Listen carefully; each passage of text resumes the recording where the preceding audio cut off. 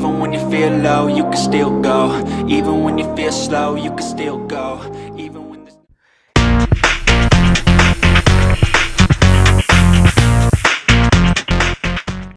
සුබ දවසක් කියලා ප්‍රාර්ථනා කරනවා දිනුම YouTube නාලිකාව නරඹන සියලු දෙනාට. ඉතින් පහුගිය දවසක මේ ප්‍රවෘත්තියක් පළ වුණා. මේක පළ වුණේ 2024 ඔක්තෝබර් 29 අඟහරුවා දිවයින පත්තරේ සහ හිරු ටීවී නාලිකාවෙත් මේ ප්‍රවෘත්තිය ප්‍රකාශය කළා. ඒකෙදි මේගොල්ලෝ මේ සඳහන් කරන්නේ ලියාපදිංචි වාහනවල ලංකාවේ දැන්ට තියෙන පරණ ලියාපදිංචි වාහනවල මිල බස්සන කූට තැතක් කියලා අඩුවට වාහන විකුණන්න එපා කියලා දාලා තියෙනවා. මේකෙදි මේගොල්ලෝ සඳහන් කරන්නේ දැන්ට තියෙන වාහන මාකට් එකේ ව්‍යාජ මිලක්, ඒ කියන්නේ අඩු මුදලක් සමාජ මාධ්‍ය හරහා මුදා හැරලා දැන්ට තියෙන වාහනවල මිල අඩු මිලට වාහන ටික විකුණන්න හදනවා කියලා තමයි සඳහන් කරලා තියෙන්නේ. මේක ගැන විශේෂ මේ ප්‍රශ්නයක් තියෙනවා. එකක් තමයි දැන් ඔය තියෙන සෙකන්ඩ් හෑන්ඩ් වාහන මාකට් එකේ තියෙන වාහනවල මිල සාධාරණ මිලක්ද තියෙන්නේ. අනිත් ප්‍රශ්නේ මේ වාහන අවුරුදු දැන් 15ත් 20ත් අතර පරණ වාහන තියෙනවා.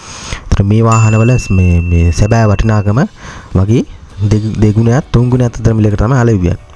එතකොට මෙවුවා මිල බස්සන කූට තතක් කියලා මේ මාධ්‍ය හරහා මේ ඉස්මතු කරන්න හදන්නේ. මට පේන විදිහට වාහන සේල් කරන කීප දෙනෙක්ගේ උමනාවට තමයි මේ මාධ්‍ය හැසිරෙන්නේ.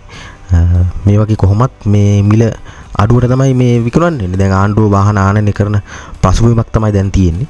ඒ වගේ කාලෙක මේ වාහනවල මිල කොහොමත් අඩු වෙන්න ඕන. දැන් තියෙන මේ මාකට් එකට වඩා ලක්ෂ 60 70 යනවා මේ ගත්තාම මේ ටොයෝටා බෙල්ටා වගේ රත් ඔය සාමාන්‍යයෙන් ලක්ෂ 40 තමයි 40 50 තමයි යන්න ඕනේ. දැන් තියෙන මේ ප්‍රයිස් එකට ලක්ෂ 10ක් විතර අඩු වෙන්න ඕනේ ඇත්ත ගානේ. ඒතකොට ඒක මේ කූට තැතක් කිය මේ පත්තරවලයි ටීවී වලයි ඉස්මතු කරලා දඟලන්නේ කාගේ උමනාටද කියලා ඔයගොල්ලන්ට තේරුම් ගන්න පුළුවන්. ඒතර ඒක තවත් සඳහන් කරනවා 2015 මේ ඉන්දියන් ඇල්ට්‍රා තේක මේ මිල එන්න ඕන ලක්ෂ 40ලු. 2015. සාමාන්‍යයෙන් මේවා ලක්ෂ 32 30 තියෙන්න ඕනේ. ඉතින් මේ වගේ මාධ්‍යත් සමහර කෙනෙකුගේ උමනාවට ක්‍රියාත්මක කිරීම ගැන බොහොම කනගාටුවක් තමයි තියෙන්නේ. ඔයගොල්ලොත් බුද්ධියෙන් කල්පනා කරන්න. සුබ දවසක්.